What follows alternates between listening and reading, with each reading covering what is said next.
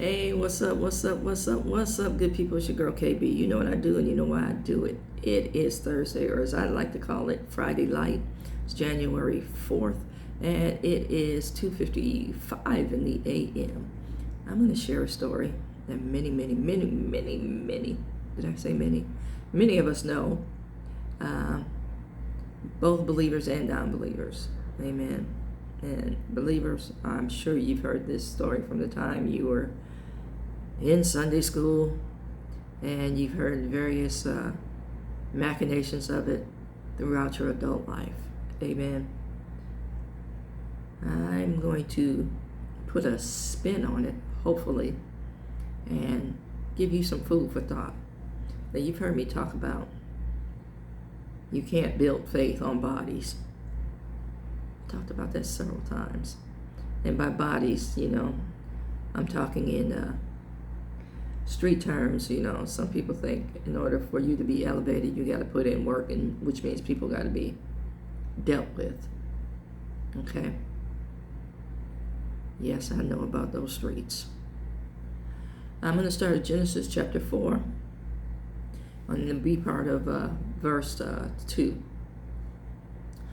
It says, I don't like this version. Let me get a version I am more comfortable with. How about that? And that would be the New American Standard, if I can find it. I should have been better prepared. I apologize. Okay, here we go.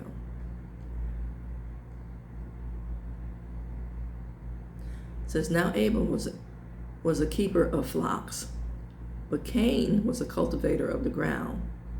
So it came about, I like that, the way that just rolls. It came about. Doesn't it remind you of the old movies, that we grew up watching about the Bible, and it came about. You should hear that voice, that narration. So it came about in the course of time that Cain brought an offering to the Lord from the fruit of the ground. Abel, on his part, also brought an offering from the firstborn of his flocks and from their fat portions. And the Lord had regard for Abel and his offering, but for Cain and his offering, he had no regard. So Cain became very angry, and his face was very gloomy. Now, this is the birth of hateration. Yes, I did use that word. But, you have the opportunity to do something, and for whatever reason, you fall short of the mark, whatever reason. So now you're mad or angry. I heard my mother's voice, only dogs get mad. But yeah, I can use mad, because sometimes we're just rabid for no reason, or seemingly no reason. Let me put it like that. We know why. Okay, let me get back to this message. It says, then the Lord said to Cain, why are you angry? And why is your face gloomy? If you do well, will your face not be cheerful? See, if you do well. See, we know the reason.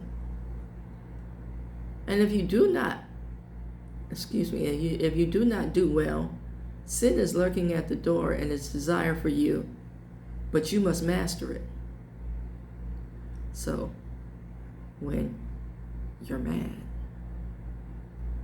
guess what takes hold?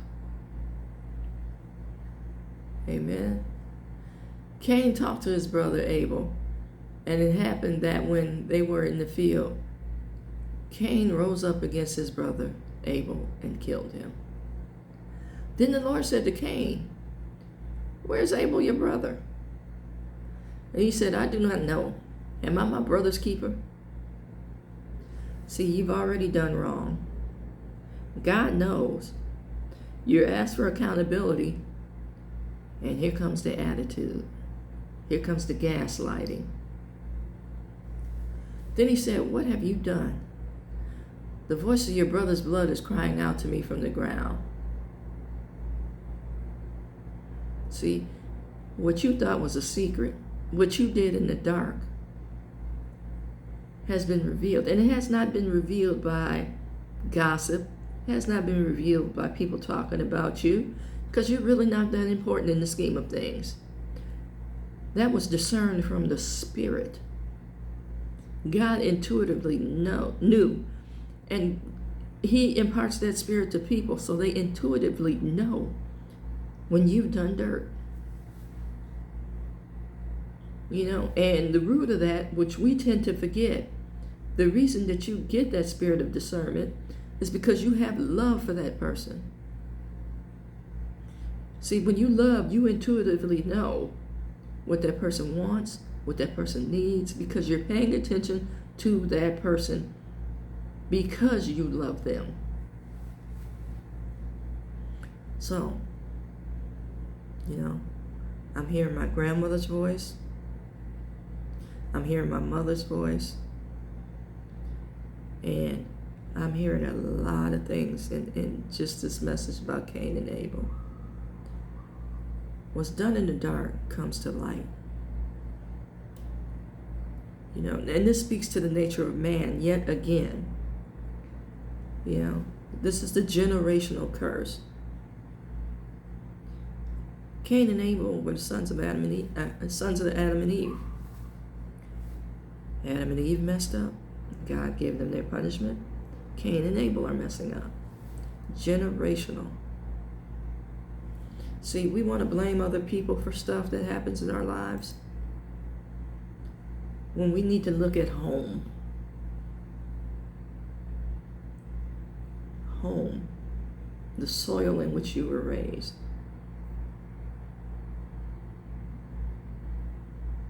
If a flower does not thrive,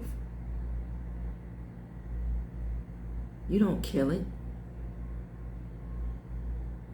You examine the environment and correct what's wrong in that. Amen. Start with self. You cannot build your faith on the bodies of other people, naming the sins of other folks, standing on that and pretending to be tall in order to reach God. The what about them doesn't work with God. It's what are you doing? Amen. Now, I hope that puts a new spin on this for you. You think about generational curses. You think about the exponential value or the exponential component of sin. You think about, the people who benefit from you remaining the same.